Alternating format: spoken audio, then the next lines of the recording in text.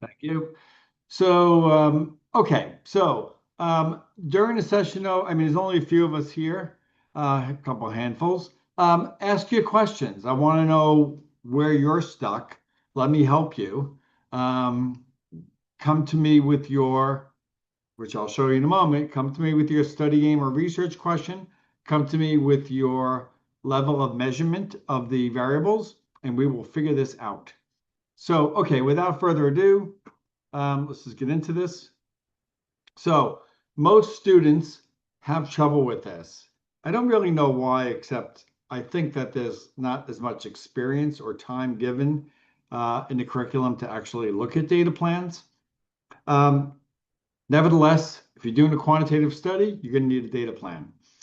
And that data plan is really what statistical test to examine that research question, what are the assumptions of that test or tests, and what is the justification for that? That is the type of question and the type of statistical test. It aligns with those levels of measurement and the question itself. It does cause people time in their methodology. So it's better, as an old colleague said, you get it right or you do it twice. Um, okay, so I have a little formula for how we kind of get there, all right? And the formula is as follows. Really, when you have your research question or study aim in statistical language, okay, and you know how the variables are being measured, nominal, ordinal, or scale, those two pieces, those two ingredients come to drive you to the data analysis plan. The statistical tests I'm going to be referring to this session are general. It's not going to get you to sophisticated advanced analyses, but it's going to get you to most of what you need for most folks on this call. So I kind of bucket research questions into a few ways. Relationships. Is there a relationship between variable A and variable B? Okay. Differences. Are there differences on some outcome variable? Okay, by some independent variable. Okay. And prediction. So do these variable or variables predict or impact that variable? That's good to know in a few ways, for a few reasons rather. One is that you can see which variables are better at predicting or impacting some outcome variable. That would let you triage and figure out which one to tackle first. And the other one is it can give you a model for, hey gosh, if I know these inputs, okay, I can predict that output. Okay. All right. So first thing we need to know is the levels of measurement of your variables. We're talking about quantitative variables. Um, and really they are in three buckets, and those buckets get more refined or granular as you go down. The first is nominal. These icons are intentional, by the way. The Venn diagram is just three kinds of, circles in this case. You're either a purple circle, green circle, or red circle. You're male or female, or don't identify, or something of that sort. You are Republican, Democrat, Independent. They're just names of things. There's no hierarchy to these things. Okay. Ordinal has both the labels of nominal, okay, has a name, okay, of a level, okay, and it has an order, okay, a meaningful rank order. So first horse, second horse, third horse comes in the race. They have a label, first, second, third, but they also have an order. But the interval or the time or the distance or the volume between first and second and third are not necessarily equal. Often they're not equal. So they are ordered, okay? Scale is the most granular type of level of measurement. I use the word scale. Um, Other common synonyms are ratio or interval or continuous. They'll have slight differences, but with regard to selecting a statistical test, they're all bucketed in the same fashion. The icon is the ruler, and again, it's labeled, it's ordered, and they have equal intervals between each hatch mark on the ruler, but so the equal intervals in between. Um, if you're doing age groups, for example, you may have 20 to 29, 30 to 39, 40 to 49, everything's hunky-dory until you get to 50 plus. Now that's a wide range. So now you're kind of in ordinal land, okay? Because you don't have that equal spacing. A quick comment, let me see, I have it here. A quick comment about Likert type items. Many scales use Likert or Likert type items. Basically, these are the, strongly disagree to strongly agree. The kind of two quick rules of thumb. One rule of thumb is if it's 3 or 4 points, you can keep it as ordinal. If it's 5 to 7, you can treat it as interval. And certainly when you are summing or averaging these things, you are definitely in scale land, okay? Because even when you took a test as a kid, you got a test question correct or incorrect. That's nominal, dichotomous. But once you start adding, hey, out of those 10 questions, I got 9 correct. 9 is a scale measurement. Okay. With regard to relationships, depending upon the level of measurement of variables A and B, be it nominal, ordinal, or scale, you can see the statistical test on the right-hand column. You can take pictures of it. You'll get recordings. I see somebody put that in there. You'll get recordings, but also you can take a quick picture of this with your phone, this and the next 2 slides, and just be really clear about what level of measurement you have, A, and then B, then if you're using the relationship language in your research question, the test to the right is the same. So maybe I'll go back for a second. Take a picture of this because you need to know what level of measurement you're at. Okay. Take a breath for that. And when it comes to relationships, what's the relationship between variable A and B? The tests to the right are the tests of choice. When you go to differences, we're really in kind of ANOVA and t-test land here. Really, we're looking at differences on EQ scores or some continuous level variable, typically, run scores, some test score, or whatever, okay? Typically, we're saying, are there differences on the 5K run by some grouping variable, age groups, gender, whatever, okay? And there's lots and lots of things that fall into these buckets. Very often, I see this as, there's some outcome variable and it's differed by, some demographic variable, for example, okay? So look to see what the DV, the dependent variable is, look to see what the IV, the independent variable is, and then you can select the test thereafter. The one when the DV is truly ordinal, not very often. You're looking at Mann-Whitney and Wilcoxon's. The Mann-Whitney is differences on some ordinal variable by 2 groups.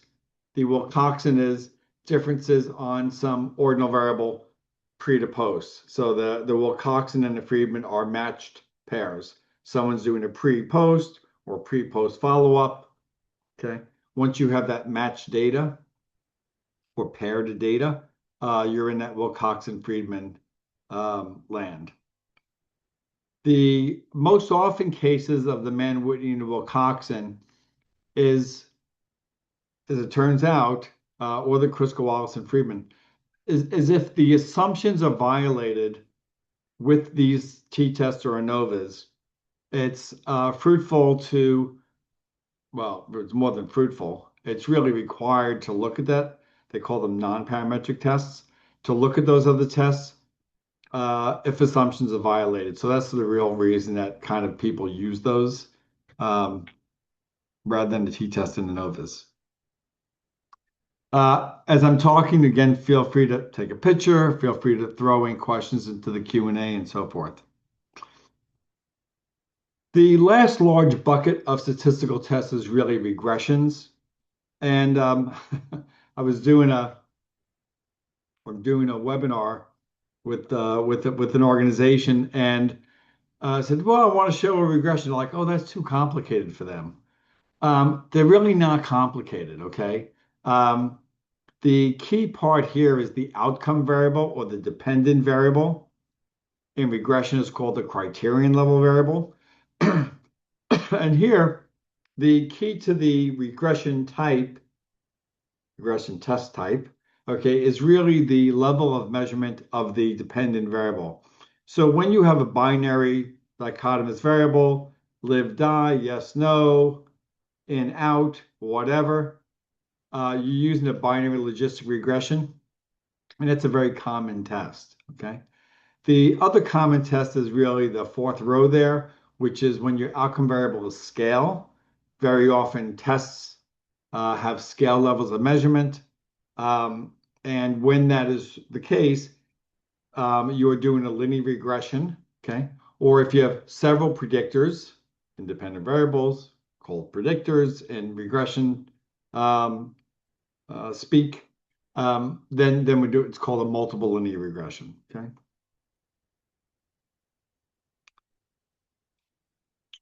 So, what type of research question are we looking at? Are we looking at relationships between things, differences on some variable by some other variable, or we're looking to predict and see the impact of some variables on some outcome variable? Know what your levels of measurement are, okay? Nominal, ordinal, scale. And for the differences type question, you want to know how many groups do you have, okay? If you get these three kind of honed in on, you can figure out that test from there. Okay. So I think we're gonna. Well, I can talk about the decision tree. I can get there in a second. I'm referring to Intellectus Statistics here. We have a decision tree. I'll show you. You have numerous tests to actually look at data plans, do a power analysis. Um, With regard to power analysis, once the test is selected, you want to figure out via power analysis or using the Intellectus tool, which is, I think, free for 7 days.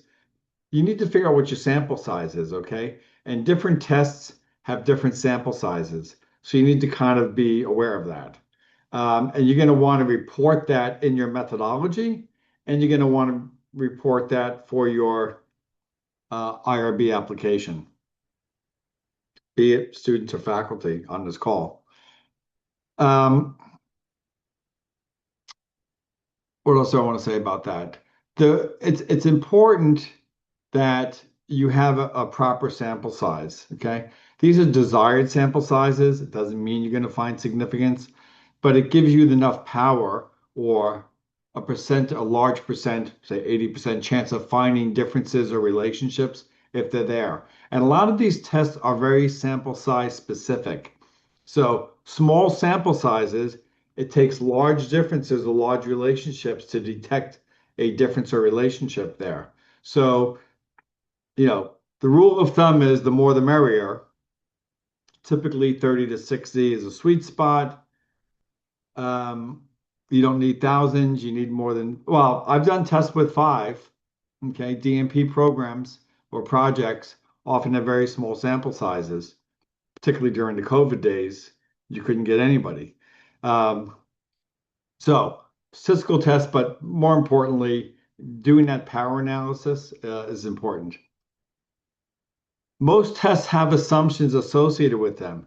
You need to understand what those assumptions are, and what do you do when they're violated. Okay. The shorthand is a non-parametric test or some other test. Intellectus offers APA formatted results. I'll show you the demo. I'll take questions throughout the whole thing here. And I'll get to that before. And then I just want to quickly put up some contact information. Samantha can support students around getting a free 20 minutes to talk to me. We can figure out how to help with methods or results. Ashley can support faculty around trials, demonstrations. We have courseware that's associated with these things. And Melissa can answer general questions. There's also a phone and email, or phone and website, and then a QR code to schedule with me should you want to do that. Okay, maybe I will just take a couple of questions from Robert. What if you need to do or want to do multiple repeated logistic regression analysis on multiple independent predictor variables? So my first thought is, Robert, let's calm it down, okay? Multiple repeated logistic regressions. So I would say this. I would, start simple. So do one logistic regression, okay? And then perhaps some comparison among those findings, okay? So that's probably the way to do that. The multiple independent variables is not a problem. Any regression, including logistic, can take multiple independent variables or predictors. Does that have other implications or a different name? No, but I think you're going to be comparing some, I'll call them beta weights. Okay, so you'll want to compare each independent variable, say from test to test, those beta weights. That's kind of a strategy. Multiple time points. So that's a question. So you're looking for prediction of some set of predictors, and the outcome variables are in different things. First, I would look to see, so always goes back to the research question. So the question is, what's the question? So if the question is, does a set of predictors have an impact over these time periods? I think I would chop up the question. So I think I would do the predictors predicting some outcome at pre, at post, at follow-up, A. I would probably do some correlations among those outcome variables at pre, post, follow-up. I might look to play with change scores. Do these variables predict? It's an interesting question because you have predictors, and my question to you is, hey gosh, just a thought question. Are the predictors happening at each time point or at one time point? So for example, those predictors could be demographics that are not changing, but those could be also changing over time too. Happy to spend 20 minutes with you, contact. I don't know if you're student or faculty, but He's unmuted, so feel free to answer, Robert. I was waiting for a pause. That's tough to do, Robert. Tough to do. So the predictors, are those happening at all time points or just one time point? They're predictors, patient-reported outcome measures that happen at each time point for a diagnostic medical. Right. And you have the predictors, are those happening once or many times? Many times. Okay. So the condition is only once, which is the gold standard, is 12 months. So am I getting predictors at pretest and an output at pretest? I'm getting predictors at pretest and an output at post-test, pardon me. Predictors at post-test and outcome at post-test, and then predictors at follow-up 12 months and outcomes at 12 months? Yes. Okay. So for sure, I would definitely run 3 regressions. Okay. Right. And then you could do that comparison I was kind of thinking about, which is, hey, gosh, those predictors did not have an impact. The predictors at pretest did not have were not predictive at pretest, but gosh, at 12 months, those predictors now become significant. So I think I would do three. Um, I think I would do 3 regressions and then comparing whether those predictors were significant. I would do a second set of analyses and see if those predictors changed over time. Maybe that predictors didn't do didn't do any prediction at each time point or every time point. So do the 3 regressions, look to see what's happening. For the ones that are I'll say not predictive or never predictive or always predictive. Okay. I would say that's an easy story to tell. Okay. T cells are predicting this outcome every time. Or I think the more interesting ones are when they change. So when those predictors did something, were not significant in some, but were significant in others. I think that's an interesting kind of drill down. But I think start with the 3 regressions and then start looking at predictors across time. But there's I no, need to adjust. I don't know of an analysis. I think there is a doubly multivariate. Well, I'm not sure about that, but okay, go ahead. Yeah. Do I need to adjust my p-values then if I'm doing multiple logistic regressions over time at each time point? Should I adjust my p-values to You lower know, than less than 0.05? typically, in your case, I don't think you have to, because you only adjust so for people on the call, if you're using the same variable, not variable type, like T cells or something, okay?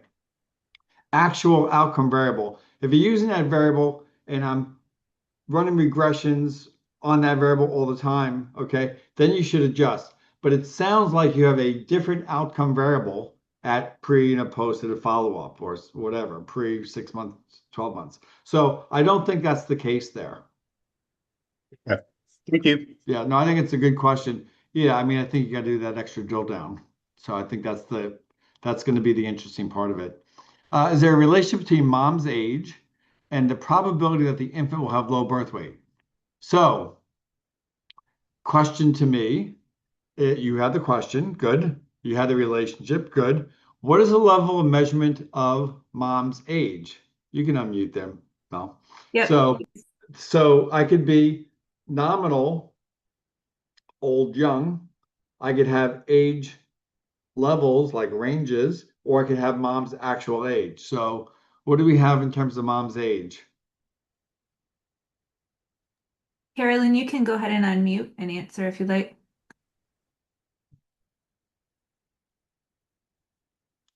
So, but that's the key. Okay. So that's the Okay. key. Hi, Carolyn. Can you hear me? I can hear you just fine. Do we know how are you today? I'm doing okay. Good. So how are you measuring mom's age?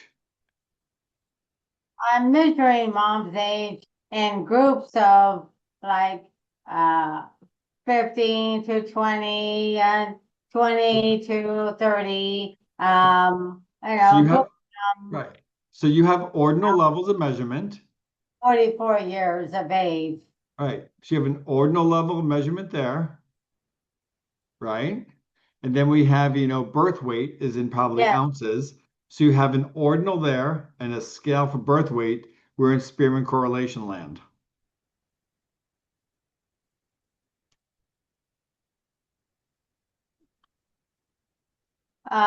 Birth weight, yeah, it's low birth weight and it's under 2,500 grams. Okay. So is that not is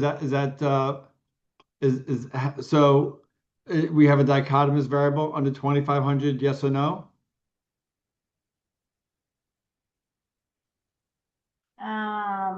I guess I'm looking at how the factors of the social determinants of health affect low birth weight infants.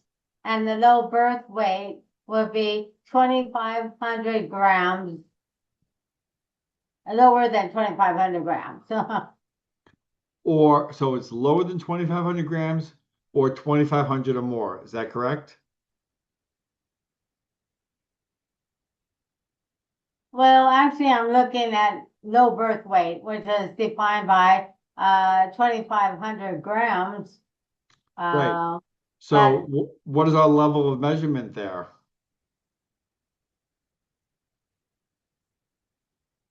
oh, I see what you're saying. So level of measurement's mission critical. So Oh, if it is dichotomous under 2,500 grams versus over 2,500 grams, you have a nominal level variable. Okay. oh, okay. Okay. And a binary logistic regression would show you the regression. If you have three groups under 2,500, 2,500 to 3,500 and over 30, if you have more than that, then you have an ordinal level. But I think if you just have a dichotomous under or over 2,500, you have a nominal variable. And if you're looking to do a regression with a nominal binary variable, you're doing a binary logistic regression. Yes, All right. exactly. Yes. Perfect. All right, terrific. And if you need help, reach out, Carolyn. I saw your name just today. And I hope you're doing well with the data management. Well, actually, the the results are not supportive of the current, like they're saying, it's saying that if you're 44 years of age, you'll more likely have a normal birth weight infant, which is not right. Um, What it's saying, according to the March of Dimes, if you're older, you're more likely to have a low birth weight. But the data is not coming out, or the analysis is not coming out to support that statement. well, I say this to everyone. These are hypotheses. If I knew for 100% sure that younger women had lower birth weight kids, then I wouldn't have to do the test.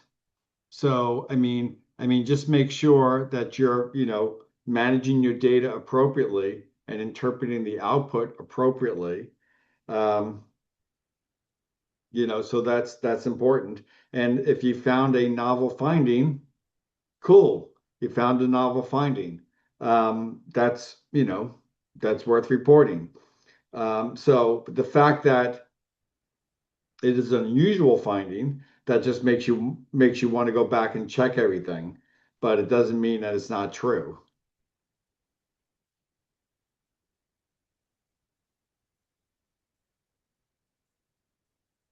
Okay.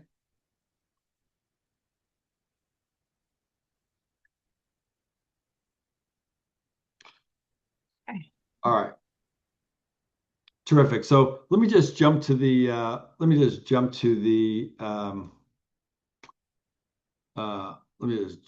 Intellectus real quick. And just to share that we do have a decision tree.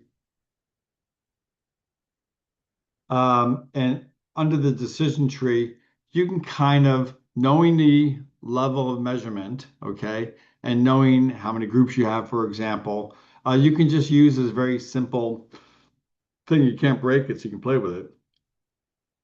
I want to predict an outcome, and my outcome variable is scale. I'm doing a linear regression. So you can play with these things, okay? Um, and then between your answers there, kind of in layperson's terms, and knowing the levels of measurement and how many IVs or DVs you have, it will drive you to the analysis here. Secondly, once you have the test that you've selected or identified, under the data plans, you have a quick kind of downloadable and editable assumptions that will flesh out the data analysis plan. And then thirdly, the power analysis, okay, is when you again have identified the test, like a regression, and you select the number of predictors, you can see the sample size for different effect sizes. Okay. Okay. All right. Other questions we have here. Faculty in Iowa. Okay, I think Melissa's answering that. Other questions that we have here, that you have here.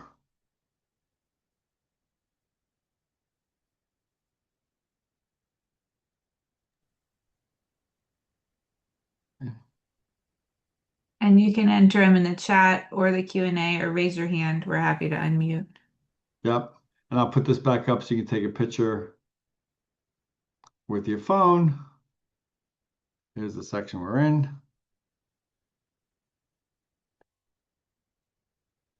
Okay. Well, there's no further questions. Everyone will get a copy of this webinar or recording of this webinar. You'll be kept up with other webinars that are forthcoming, like for DNPs or quantitative or qualitative analysis. Please share these with your colleagues. They may not know that they exist or are struggling by themselves, so feel free to pass along free resources that we have. Any other final thoughts, questions? Terrific. Well, I will wish everyone a wonderful rest of the week, pleasant weekend. Stay safe and happy, and we'll see you all next time.